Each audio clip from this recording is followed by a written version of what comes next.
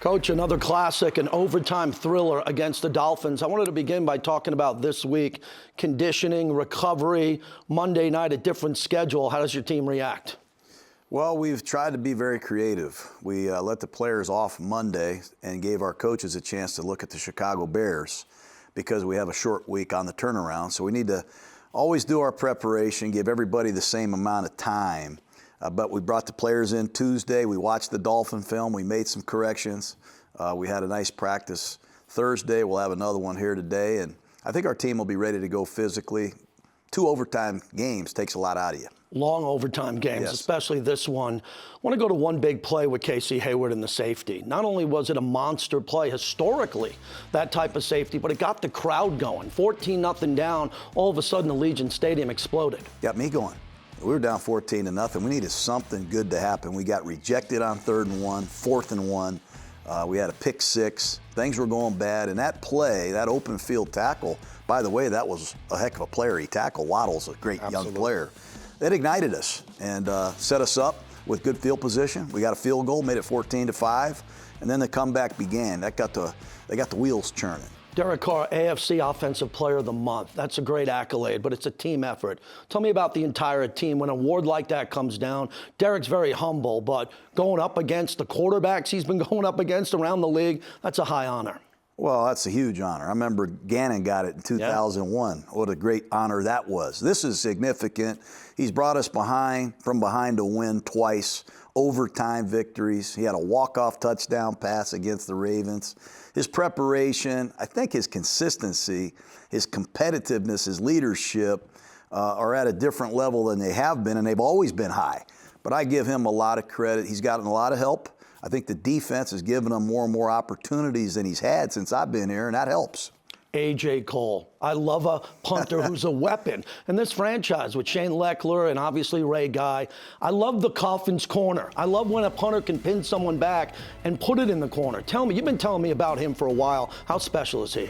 He is, JT. You know, we had a tryout 2 years ago. He walked in here and nailed it. And ever since then, we have not looked back. We had Leckler. We brought in Janikowski and Leckler in the same draft, and they were here for a long time. Our hopes is that A.J. Cole and Daniel Carlson can do the same for the Raider Nation. But he can put the ball between the numbers and the sideline, make it very difficult for your returner with these directional punts, and he can hammer it. That ball he punted late in the game was a 70-yard punt that really set the victory up. Let's go to Justin Herbert as we get ready for the Chargers. What does he do inside the pocket and concerns outside the pocket? He's special. Well, he can stand in there and make all the throws. Down the field, he has different arm angles. He's explosive when he leaves the pocket. He can run. He can leave you in the dust. He can throw on the run to the right or to the left. What I admire about him for a young quarterback is he sees it well. He makes good decisions. He doesn't turn it over. And he doesn't discriminate who he throws the ball to. He doesn't care if it's Keenan Allen or Eckler or Jared Cook. He's getting the ball to the right guy on time most of the time. Derwin James and Bosa. Derwin James is finally back. Hell of a player. He's been hurt a lot early in his career, but he's a force.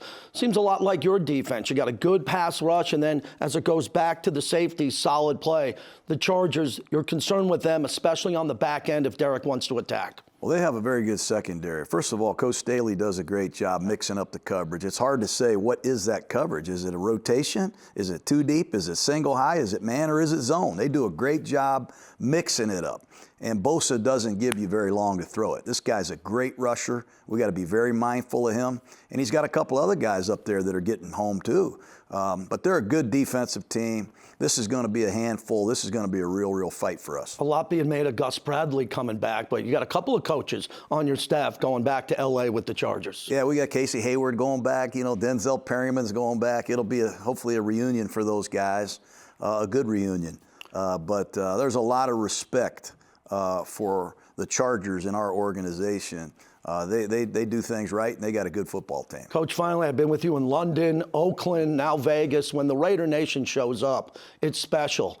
On the radio this week, and everyone's talking around the country about the turnout. You got Raider fans coming from Oakland. They're already in L.A. They're coming from Vegas. I'm not here to predict how many are going to be there, but there's going to be a lot. That's got to be encouraging when you come out for warm-ups. Oh, it is. There's nothing like it. And you know, if we can just keep it going, keep improving, keep giving these Raider fans what they want. You know, a lot of energy, explosive plays, and finishing strong. I think the Raider Nation will always support us, but it's great to see them coming out with full force. Good luck in LA, Coach. Thanks, JT.